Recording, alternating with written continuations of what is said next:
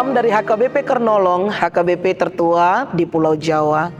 Sebelum kita memasuki istirahat kita di malam ini, sejenak kita mendengarkan firman Tuhan. Mari kita berdoa. Terpujilah Engkau ya Bapa yang Maha Pengasih juga Maha Penyayang yang memelihara kehidupan kami dalam satu hari ini. Sebelum kami merebahkan tubuh kami mau mendengarkan firman-Mu. Ampuni dosa kami, hanya di dalam nama anak-Mu Yesus Kristus kami berdoa dan mengucap syukur. Amin. Firman Tuhan dalam ibadah kita malam ini tertulis sesuai dengan bacaan malam Almanak HKBP 2026 Senin 4 Mei 2026 dari Injil Matius pasalnya yang ke-21 dimulai dari ayatnya yang ke-33 hingga ayatnya yang ke-46 dan yang menjadi pembimbing renungan ayat 43. Sebab itu aku berkata kepadamu bahwa kerajaan Allah akan diambil daripadamu dan akan diberikan kepada suatu bangsa yang akan menghasilkan buah kerajaan itu. Menghasilkan buah dalam kerajaan Allah.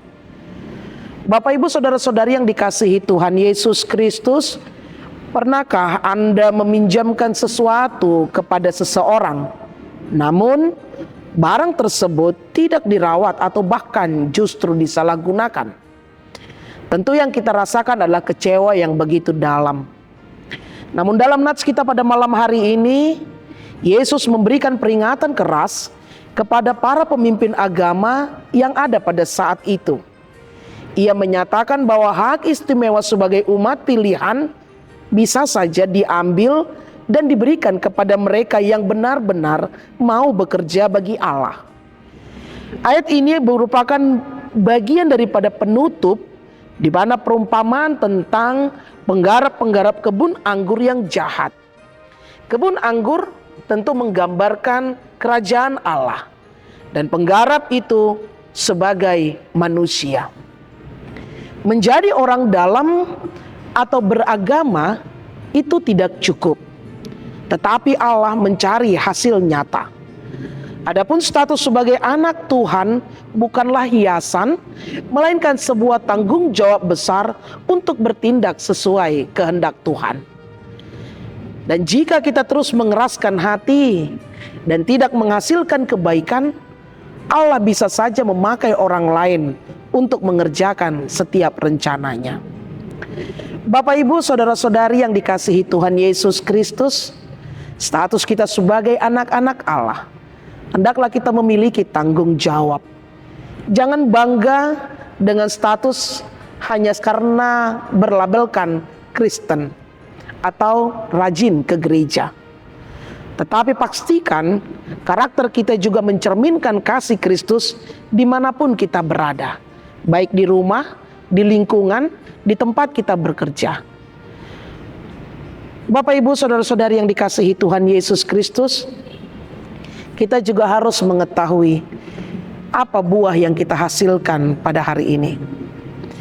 Apakah ada kesabaran, kejujuran, atau kita peduli terhadap sesama? Itulah yang diharapkan Tuhan di dalam kehidupan kita. Sadari bahwa kesempatan untuk melayani Tuhan itu adalah anugerah terindah yang Tuhan berikan kepada kita. Jika kita diberikan kepercayaan, baik di tengah keluarga, pekerjaan, lingkungan, terlebih lagi pelayanan, hendaklah kita mengerjakannya dengan sungguh-sungguh sebelum kesempatan itu diambil kembali. Bapak Ibu, saudara-saudari yang dikasihi Tuhan Yesus Kristus, Tuhan tidak mencari orang yang pintar bicara tentang agama, tetapi Ia mencari orang yang hidupnya memancarkan kebaikan akan kerajaan sorga.